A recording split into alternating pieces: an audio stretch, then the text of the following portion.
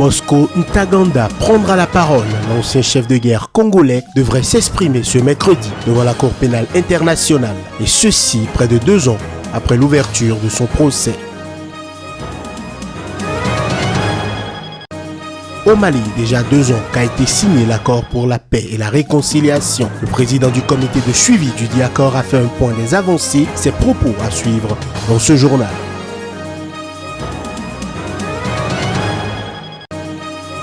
Nouveaux ennuis à venir pour Donald Trump. Les procureurs du Maryland et de Washington vont poursuivre le président américain pour avoir accepté des paiements de gouvernement étrangers via son empire immobilier.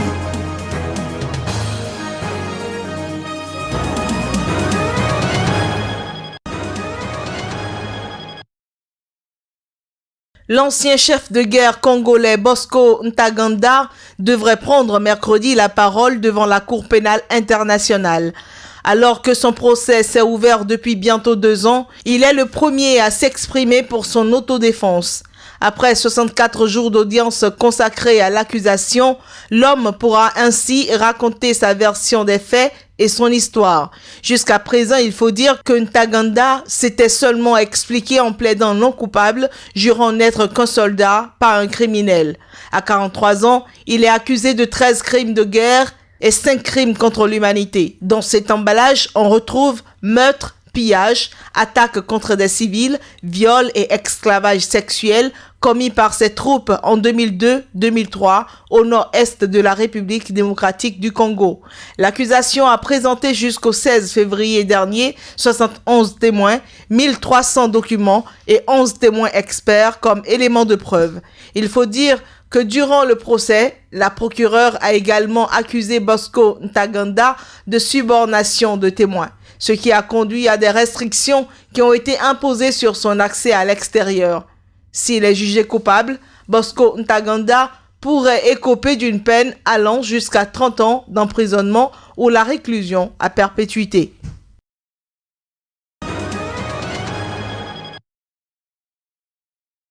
Après les étapes importantes franchies, à savoir la mise en place des autorités intérimaires dans les 5 régions concernées, l'installation du MOC à Gao et les préparatifs pour l'installation du MOC de Kidal, après également la tenue de la conférence de l'entente nationale, l'adoption par le Parlement de la loi sur la révision constitutionnelle, on peut donc considérer que nous avons vraiment franchi des étapes importantes dans la mise en œuvre de l'accord qui nous permettent donc de réaliser de significatives avancées.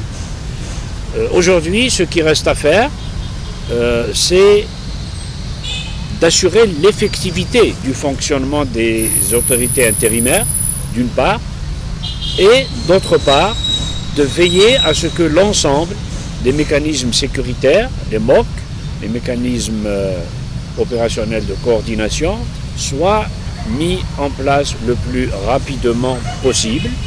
Les 2 prochains MOC qui seront installés seront celui de Kidal et de Tombouctou.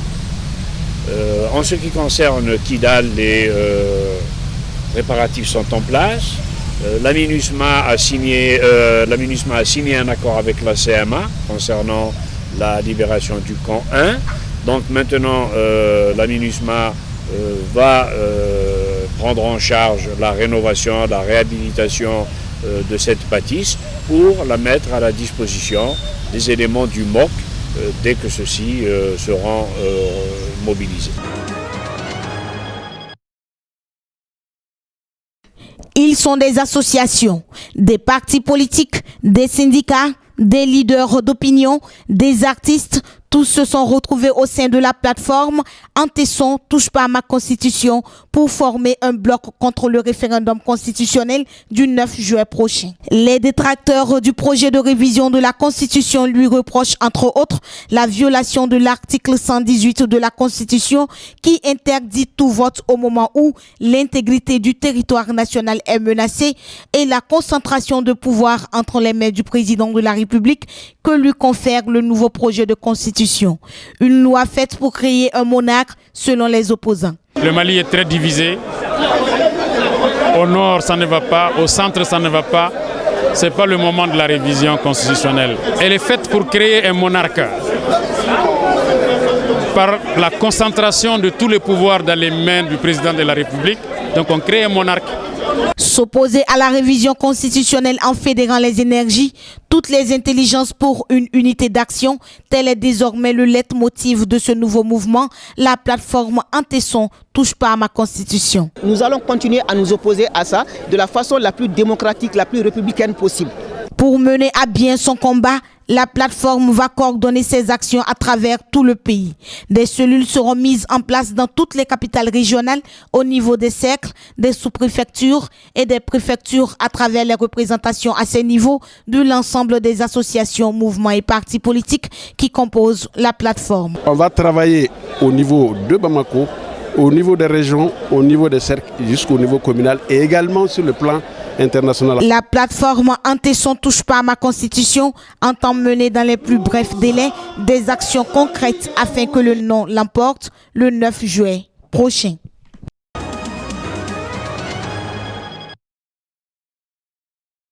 Donald Trump à nouveau dans le viseur de la justice américaine, et cette fois-ci pour avoir accepté des paiements de gouvernements étrangers via son empire immobilier. La nouvelle plainte sera déposée lundi par les procureurs de Maryland et du District of Columbia, rapporte le Washington Post.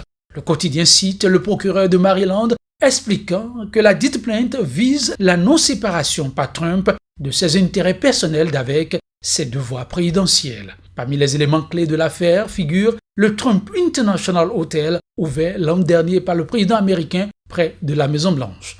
Outre la question des paiements étrangers, la nouvelle plainte souligne que cet hôtel pose un problème de concurrence déloyale pour les hôtels voisins. Cette annonce vient s'ajouter aux ennuis de Trump déjà aux prises avec des enquêtes du Congrès du FBI et la nomination d'un procureur spécial, Robert Mueller, sur une possible coordination de son équipe de campagne avec des responsables russes. Après sa prise de fonction en janvier, Trump a confié à ses fils le contrôle au jour le jour de ses affaires, mais a conservé toutes ses parts dans la Trump Organization. «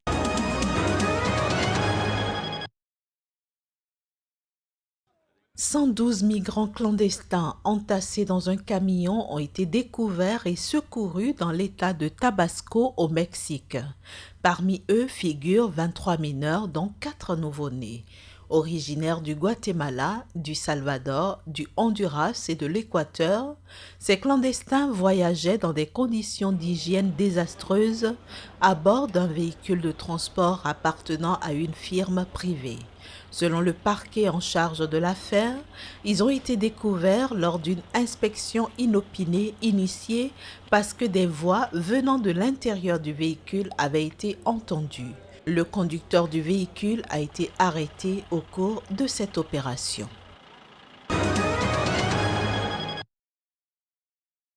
Ils sont des centaines, les Ukrainiens, à avoir traversé la frontière entre le pays et l'Union européenne dimanche, célébrant l'entrée en vigueur de l'exemption de visa avec l'UE pour les courts séjours et la sortie définitive de leur pays de l'Empire russe. Pour nombre d'analystes, cette mesure est significative pour l'Ukraine où un soulèvement pro-européen en 2014 a provoqué le départ du président pro-russe et l'arrivée au pouvoir de Poroshenko. Depuis, Moscou et Kiev sont à couteau tiré en raison de l'annexion par la Russie de la péninsule ukrainienne de Crimée suivie d'un conflit armé dans l'est de l'Ukraine entre rebelles pro-russes et forces gouvernementales. Tous les Ukrainiens possédant un passeport biométrique peuvent désormais se rendre dans un état de l'UE pendant 90 jours maximum pour faire du tourisme ou rendre visite à leur famille ou à des amis. Ils n'ont en revanche pas le droit d'y travailler. L'exemption de visa pour les Ukrainiens s'applique à tous les pays de l'UE sauf au Royaume-Uni, à l'Irlande ainsi qu'à l'Islande, au Liechtenstein, à la Norvège et à la Suisse.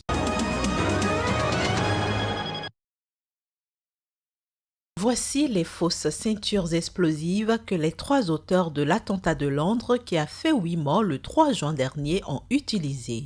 Objectif, créer un maximum de panique. Une tactique jamais encore utilisée au Royaume-Uni par des terroristes. Il s'agit précisément de ceintures en cuir auxquelles ont été attachées des bouteilles d'eau en plastique recouvertes de bandes adhésives grises et noires. Les 3 assaillants portaient chacun une telle ceinture lorsqu'ils ont lancé une camionnette contre des piétons sur le pont de London Bridge avant de s'attaquer aux passants avec des couteaux en céramique longs de 30 cm. Tous les 3 ont été abattus par la police 8 minutes après le début de l'attaque.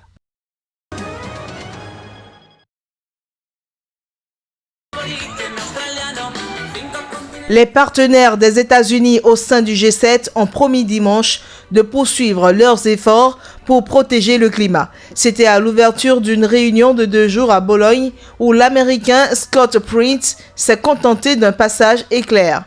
La secrétaire exécutive de la Convention cadre des Nations Unies sur les changements climatiques, Patricia Spinoza Contelano, a affirmé qu'il y a un soutien unanime à l'accord de Paris.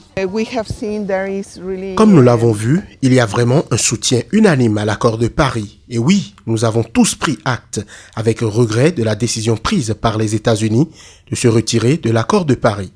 En même temps, les États-Unis demeurent partie prenante de l'accord de Paris parce que l'accord prévoit une période de 3 ans d'attente avant le retrait de toute partie. Donc, pour nous, il est très clair que ce que nous devons faire, c'est poursuivre la mise en œuvre de l'accord de Paris et continuer à aider les pays à le traduire dans leurs programmes nationaux et dans leurs politiques de développement.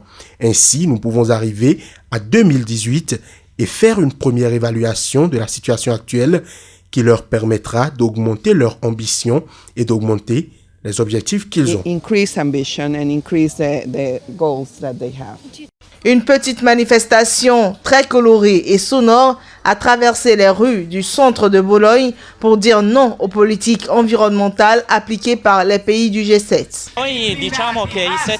Nous sommes ici pour dire que les 7 grandes puissances ne nous représentent pas.